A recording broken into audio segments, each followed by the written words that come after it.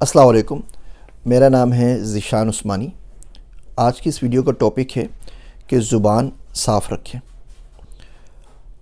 بہت سارے بچوں سے بات ہوتی ہے، پڑھے لکھے ہوتے ہیں، کیریئر کاؤنسلنگ چاہ رہے ہوتے ہیں، اچھی خاصی ڈگریاں ہوتی ہیں، اچھی جاب سے کام کر رہے ہوتے ہیں، لیکن جیسے ہی وہ بات کرنا شروع کرتے ہیں تو ان کی پرسنالٹی کا سارا بھرم ختم ہو جاتا ہے۔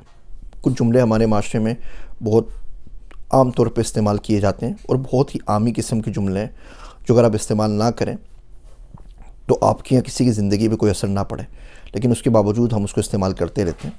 اور مینلی وہ جملے ہماری زبان میں چڑھے ہوتے ہیں ہمارے کلچر کی وجہ سے، ہمارے گھر کی وجہ سے۔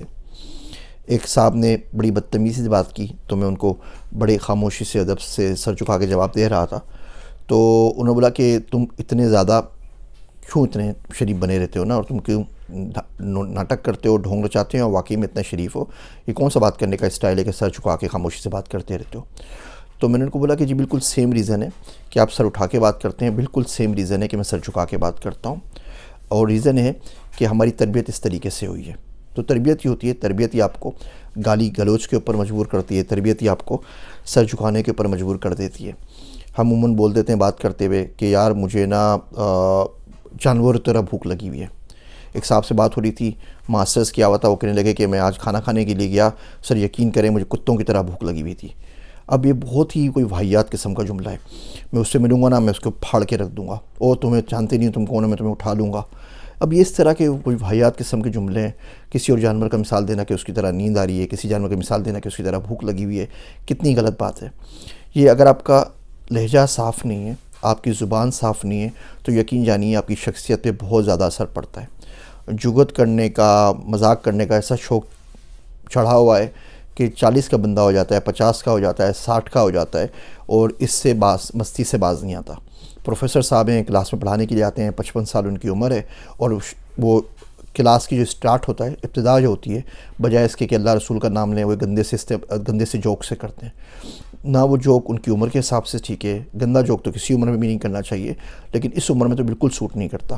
پھر کلاس کی آڈینس دیکھیں، میل بھی ہوتی ہے، فیمیلز بھی ہوتی ہیں، لیکن ہمارے بچے یونیورسٹی سے پڑھ رہے ہوتے ہیں، آپ ان سے کبھی پوچھ لیجئے کہ جو ٹیچر پڑھانے آتے ہیں 20% شاید وہ کچھ پڑھاتے ہیں، اور 80% صرف کہانیاں ہوتی ہیں، صرف سٹوری ہوتی ہے، اور ہر سٹوری کی جو ٹانگ ٹوٹتی ہے آ کر، وہ آ کے اس بات پہ ٹوٹتی ہے کہ جی میں کیا ہوں، میں نے یہ کیا، میں نے یہ آئیڈیا دے دیا، میں نے یہ کام کر لیا، میں نے یہ کام کر لیا، میں نے یہ کام کر لیا۔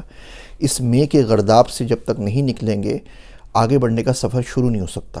یہ میں کولو کے بل کی طرح ایسا گول چکر ہے جس میں ہم گول گول گول گول گول گول گھومتے رہتے ہیں۔